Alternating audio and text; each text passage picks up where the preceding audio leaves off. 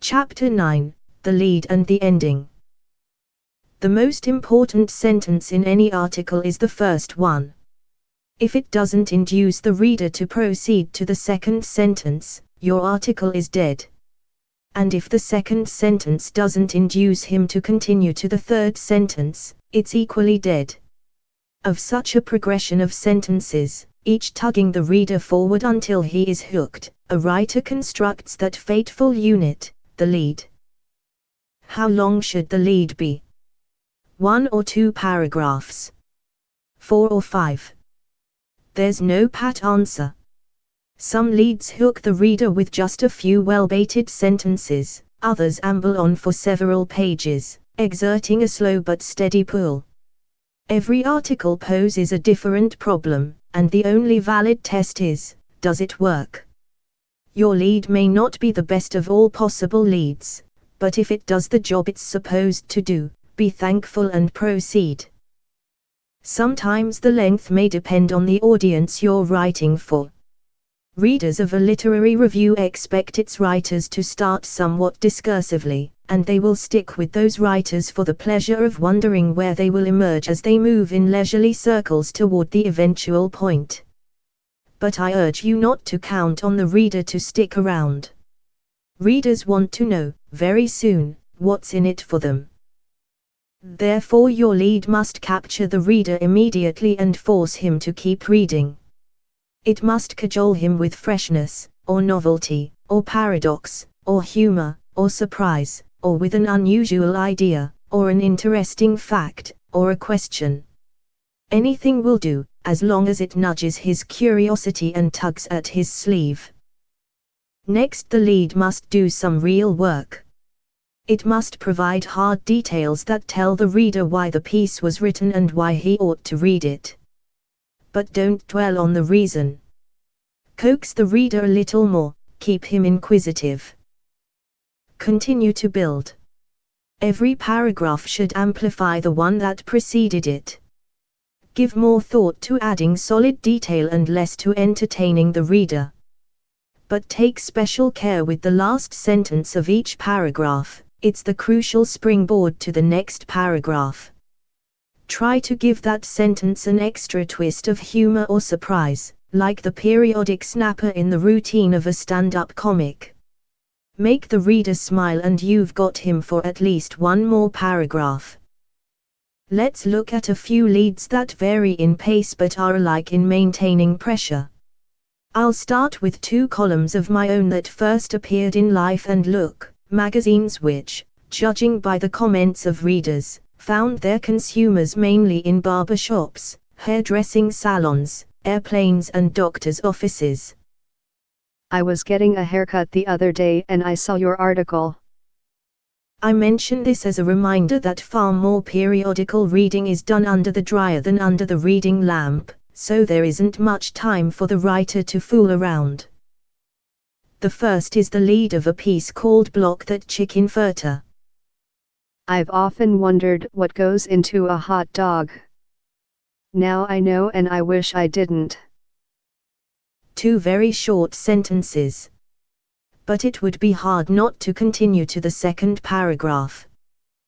My trouble began when the Department of Agriculture published the hot dog's ingredients, everything that may legally qualify, because it was asked by the poultry industry to relax the conditions under which the ingredients might also include chicken.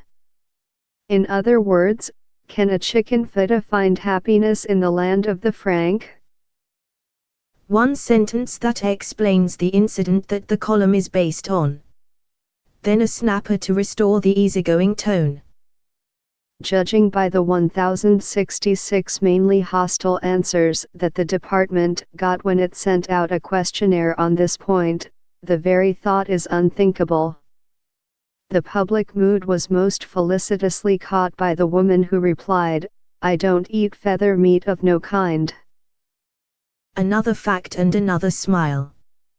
Whenever you're lucky enough to get a quotation as funny as that one, find a way to use it. The article then specifies what the Department of Agriculture says may go into a hot dog, a list that includes The edible part of the muscle of cattle, sheep, swine, or goats, in the diaphragm, in the heart or in the esophagus.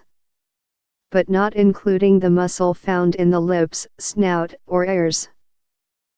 From there it progresses, not without an involuntary reflex around the esophagus, into an account of the controversy between the poultry interests and the Frankfurter interests, which in turn leads to the point that Americans will eat anything that even remotely resembles a hot dog.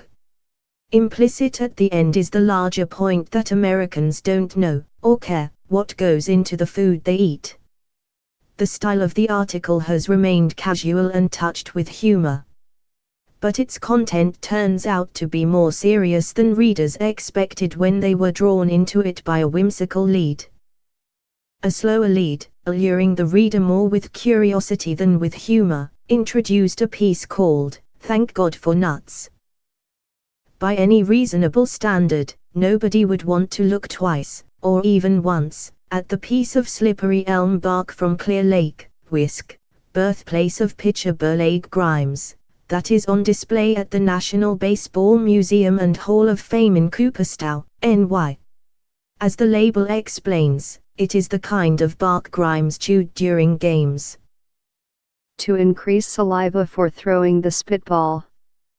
When wet, the ball sailed to the plate in deceptive fashion. This would seem to be one of the least interesting facts available in America today. But baseball fans can't be judged by any reasonable standard. We are obsessed by the minutiae of the game and nagged for the rest of our lives by the memory of players we once saw play. No item is therefore too trivial that puts us back in touch with them. I am just old enough to remember Burleigh Grimes and his well-moistened pitches sailing deceptively to the plate, and when I found his bark I studied it as intently as if I had come upon the Rosetta Stone. So that's how he did it, I thought, peering at the odd botanical relic. Slippery elm. I'll be damned.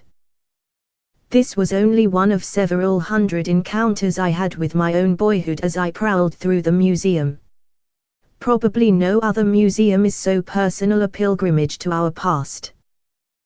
The reader is now safely hooked, and the hardest part of the writer's job is over. One reason for citing this lead is to note that salvation often lies not in the writer's style but in some odd fact he or she was able to discover. I went up to Cooperstown and spent a whole afternoon in the museum, taking notes. Jostled everywhere by nostalgia, I gazed with reverence at Lou Gehrig's locker and Bobby Thompson's game-winning bat.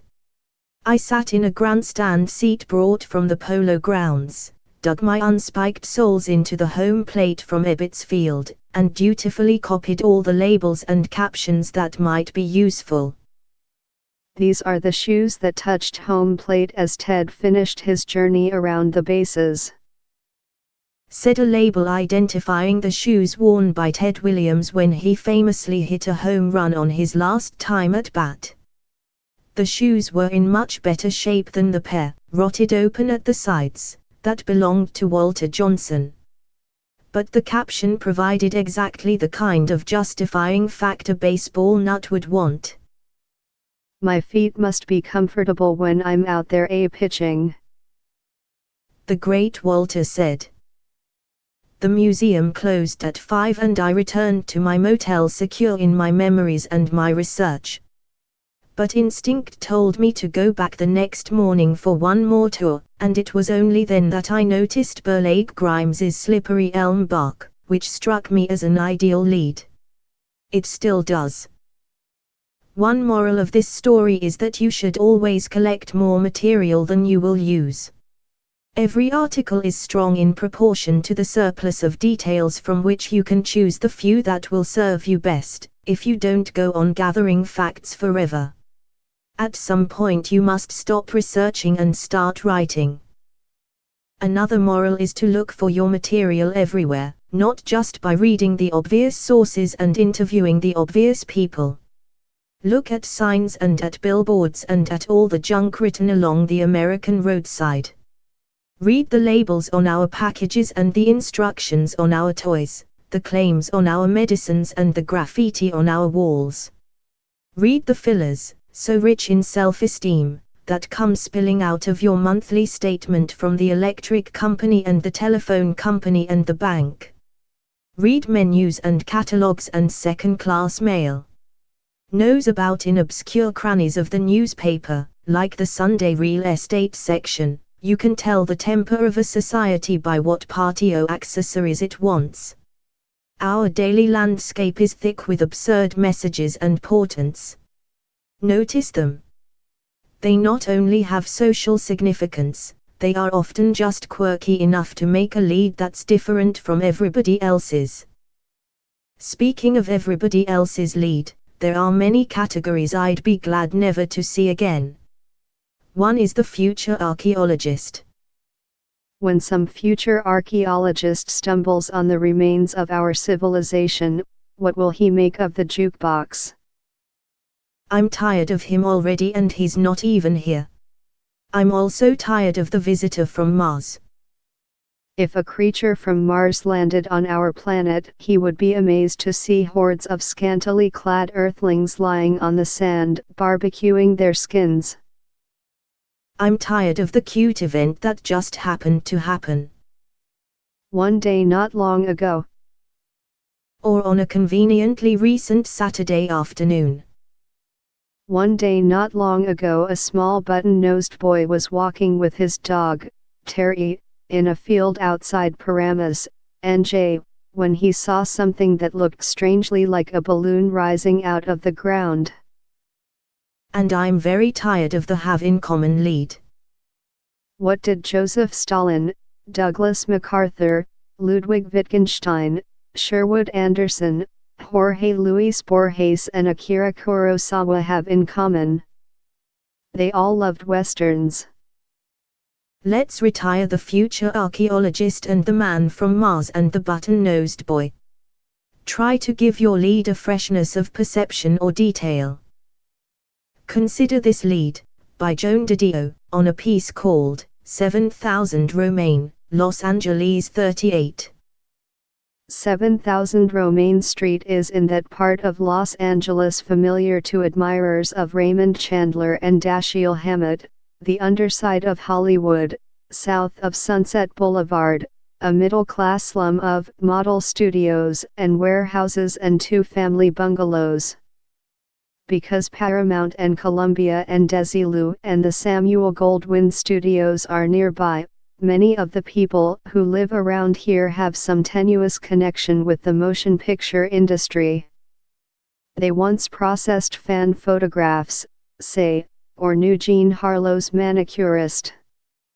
7000 Romaine looks itself like a faded movie exterior, a pastel building with chipped art modern detailing, the windows now either boarded or paned with chicken wire glass and, at the entrance, among the dusty oleander, a rubber mat that reads "Welcome." Actually no one is welcome, for 7000 Romaine belongs to Howard Hughes, and the door is locked. That the Hughes Communications Center should lie here in the dull sunlight of Hammett Chandler country is one of those circumstances that satisfy one's suspicion that life is indeed a scenario, for the Hughes Empire has been in our time the only industrial complex in the world involving, over the years, machinery manufacture, foreign oil tool subsidiaries, a brewery, 2 airlines, immense real estate holdings, a major motion picture studio, and an electronics and missile operation run by a man whose modus operandi most closely resembles that of a character in The Big Sleep. As it happens, I live not far from 7000 Romaine, and I make a point of driving past it every now and then, I suppose in the same spirit that Arthurian scholars visit the Cornish coast. I am interested in the folklore of Howard Hughes. What is pulling us into this article? Toward, we hope, some glimpse of how Hughes operates, some hint of the riddle of the Sphinx, is the steady accumulation of facts that have pathos and faded glamour. Knowing Jean Harlow's manicurist is such a minimal link to glory, the unwelcoming welcome mat such a queer relic of a golden age when Hollywood's windows weren't paned with chicken wire glass and the roost was ruled by giants like Maya and DeMille and Zork, who could actually be seen exercising their mighty power. We want to know more, we read on. Another approach is to just tell a story. It's such a simple solution, so obvious and unsophisticated, that we often forget that it's available to us. But narrative is the oldest and most compelling method of holding someone's attention. Everybody wants to be told a story. Always look for ways to convey your information in narrative form. What follows is the lead of Edmund Wilson's account of the discovery of the Dead Sea Scrolls, one of the most astonishing relics of antiquity to turn up in modern times. Wilson doesn't spend any time setting the stage. This is not the breakfast-to-bed format used by inexperienced writers, in which a fishing trip begins with the ringing of an alarm clock before daylight. Wilson starts right in, whap, and we are caught. At some point rather early in the spring of 1947, a Bedouin boy called Muhammad the Wolf was minding some goats near a cliff on the western shore of the Dead Sea. Climbing up after one that had strayed, he noticed a cave that he had not seen before, and he idly threw a stone into it. There was an unfamiliar sound of breakage. The boy was frightened and ran away. But he later came back with another boy, and together they explored the cave. Inside were several tall clay jars, among fragments of other jars. When they took off the bowl-like lids, a very bad smell arose, which came from dark oblong lumps that were found inside all the jars. When they got these lumps out of the cave, they saw that they were wrapped up in lengths of linen and coated with a black layer of what seemed to be pitch or wax. They unrolled them and found long manuscripts, inscribed in parallel columns on thin sheets that had been sewn together. Though these manuscripts had faded and crumbled in places, they were in general remarkably clear. The character, they saw, was not Arabic. They wondered at the scrolls and kept them, carrying them along when they moved. These Bedouin boys belonged to a party of contrabanders, who had been smuggling their goats and other goods out of Transjordan into Palestine. They had detoured so far to the south in order to circumvent the Jordan Bridge, which the customs officers guarded with guns, and had floated their commodities across the stream. They were now on their way to Bethlehem to sell their stuff in the black market. Yet there can be no firm rules for how to write a lead. Within the broad rule of not letting the reader get away, all writers must approach their subject in a manner that most naturally suits what they are writing about and who they are. Sometimes you can tell your whole story in the first sentence. Here's the opening sentence of 7 memorable nonfiction books. In the beginning God created heaven and earth. The Bible. In the summer of the Roman year 699, now described as the year 55 before the birth of Christ, the proconsul of Gaul, Gaius Julius Caesar, turned his gaze upon Britain. Winston S. Churchill, A History of the English-Speaking Peoples. Put this puzzle together, and you will find milk, cheese and eggs, meat, fish, beans and cereals, greens, fruits and root vegetables, foods that contain our essential daily needs. Irma S. Rombora, Joy of Cooking. To the Manus native the world is a great platter, curving upwards on all sides, from his flat lagoon village where the pile houses stand like long-legged birds, placid and unstirred by the changing tides. Margaret Mead, Growing Up in New Guinea. The problem lay buried, unspoken, for many years in the minds of American women. Betty Friedan, The Feminine Mystique. Within 5 minutes, or 10 minutes, no more than that, 3 of the others had called her on the telephone to ask her if she had heard that something had happened out there. Tom Wolfe, The Right Stuff. You know more than you think you do. Benjamin Spock, Baby and Child Care. Those are some suggestions on how to get started. Now I want to tell you how to stop. Knowing when to end an article is far more important than most writers realize. You should give as much thought to choosing your last sentence as you did to your first. Well, almost as much.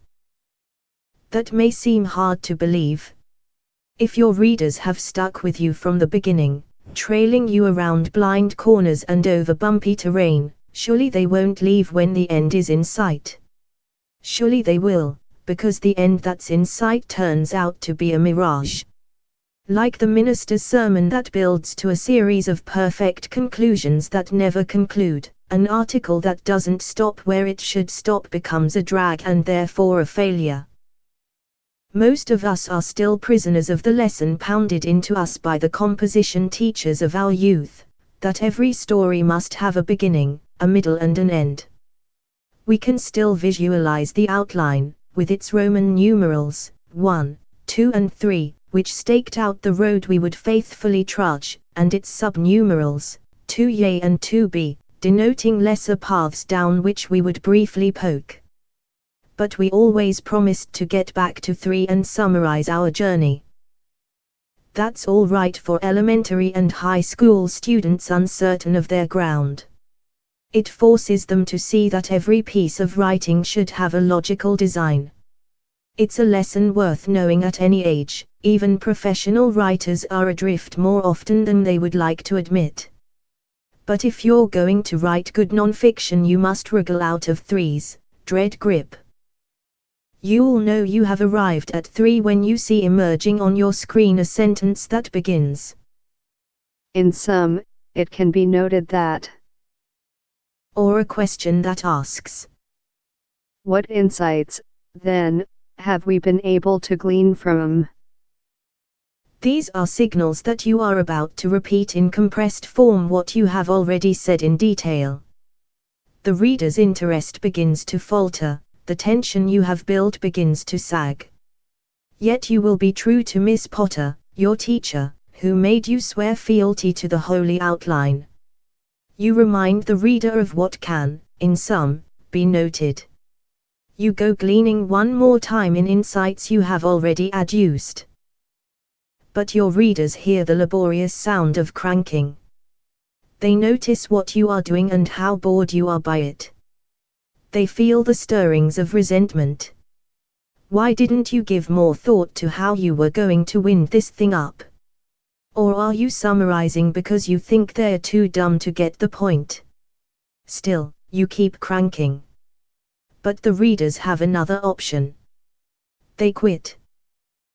That's the negative reason for remembering the importance of the last sentence. Failure to know where that sentence should occur can wreck an article that until its final stage has been tightly constructed. The positive reason for ending well is that a good last sentence, or last paragraph, is a joy in itself. It gives the reader a lift, and it lingers when the article is over. The perfect ending should take your readers slightly by surprise and yet seem exactly right. They didn't expect the article to end so soon, or so abruptly, or to say what it said. But they know it when they see it. Like a good lead, it works. It's like the curtain line in a theatrical comedy. We are in the middle of a scene, we think, when suddenly one of the actors says something funny, or outrageous, or epigrammatic, and the lights go out. We are startled to find the scene over, and then delighted by the aptness of how it ended. What delights us is the playwright's perfect control. For the non-fiction writer, the simplest way of putting this into a rule is, when you're ready to stop, stop. If you have presented all the facts and made the point you want to make, look for the nearest exit. Often it takes just a few sentences to wrap things up. Ideally they should encapsulate the idea of the piece and conclude with a sentence that jolts us with its fitness or unexpectedness. Here's how H. L. Meck ends his appraisal of President Calvin Coolidge, whose appeal to the customers was that his government governed hardly at all. Thus the ideal of Jefferson was realized at last, and the Jeffersonians were delighted. We suffer most, not when the White House is a peaceful dormitory, but when it has a tin pot pall balling from the roof. Counting out Harding as a cipher only, Dr. Coolidge was preceded by one world saver and followed by two more. What enlightened American, having to choose between any of them and another Coolidge, would hesitate for an instant? There were no thrills while he reigned, but neither were there any headaches. He had no ideas, and he was not a nuisance. The 5 short sentences send the reader on his way quickly and with an arresting thought to take along. The notion of Coolidge having no ideas and not being a nuisance can't help leaving a residue of enjoyment. It works. Something I often do in my writing is to bring the story full circle, to strike at the end an echo of a note that was sounded at the beginning. It gratifies my sense of symmetry, and it also pleases the reader, completing with its resonance the journey we set out on together. But what usually works best is a quotation. Go back through your notes to find some remark that has a sense of finality, or that's funny, or that adds an unexpected closing detail. Sometimes it will jump out at you during the interview. I've often thought, that's my ending. Or during the process of writing. In the mid-1960s, when Woody Allen was just becoming established as America's resident neurotic, doing nightclub monologues, I wrote the first long magazine piece that took note of his arrival. It ended like this. If people come away relating to me as a person, Allen says, rather than just enjoying my jokes, if they come away wanting to hear me again, no matter what I might talk about, then I'm succeeding. Judging by the returns, he is. Woody Allen is Mr. Related To, and he seems a good bet to hold the franchise for many years. Yet he does have a problem all his own, unshared by, unrelated to, the rest of America. I'm obsessed, he says, by the fact that my mother genuinely resembles Groucho Marx. There's a remark from so far out in left field that nobody could see it coming. The surprise it carries is tremendous. How could it not be a perfect ending? Surprise is the most refreshing element in non-fiction writing. If something surprises you, it will also surprise and delight the people you are writing for, especially as you conclude your story and send them on their way.